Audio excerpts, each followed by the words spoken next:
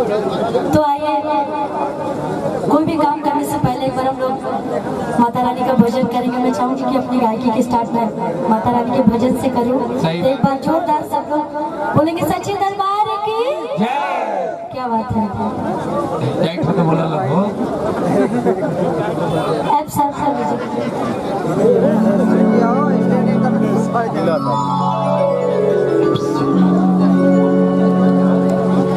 क्या बात है। एगो भक्त अपना माई से कह दिया, कैसे कह दिया कि हे माई आखिर तू सबसे द्वारे गई हो, हमसे कहीं ना कौन ऐसा भूल हो गए जे तू हमरा द्वारे ना आई हाय भाई।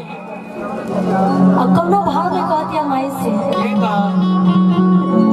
गीत संगीत अभी बाकी तो शुरुआतें नहीं कर गई और अभी रात भर चली। तो एक बार सब लोग माता रानी के लिए बोले सच्चे दरबार की जय। भक्त कह दिया माई से कैसे कैसे कि घरे घरे जाके तू भोगा वाला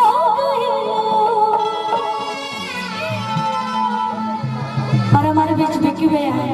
हमेशा आशीर्वाद बना रहता है और जो सम्मान भैया देते हैं ये किसी दौलत से कम नहीं है हम सभी के लिए। कि घरे घरे जाके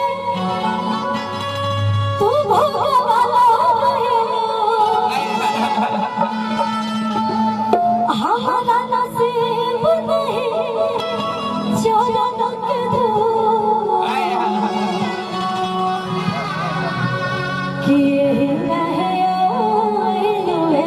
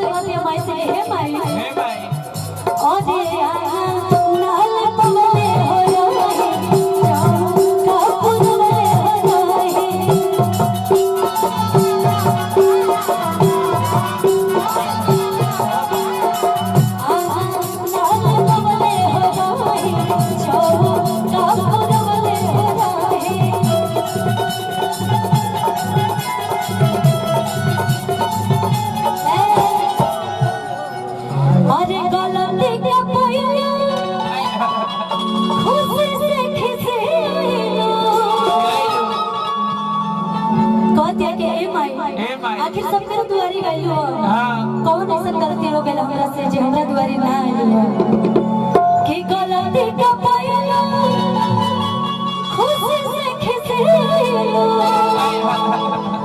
पंकज के भगवान ना कोई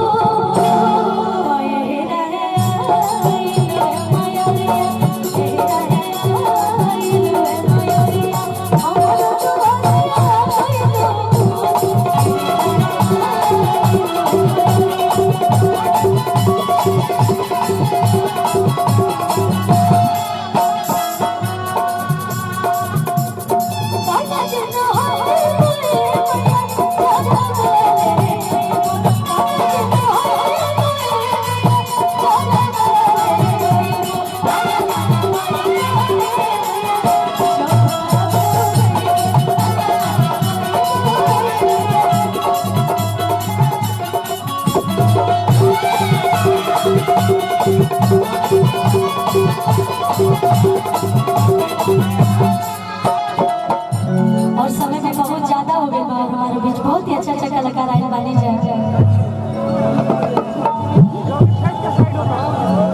बहुत सारा कलाकार आए वाली जाए हाँ गीत संगीत में रात भर चली अभी है ना हाँ जी और हम जाने कि हम लोग कोनो चीज के इंतजार करता नहीं तो हम देरी नहीं करना चाहते भोजपुरी गाई ये भी भोजपुरी था भाई मेरे ये भी भोजपुरी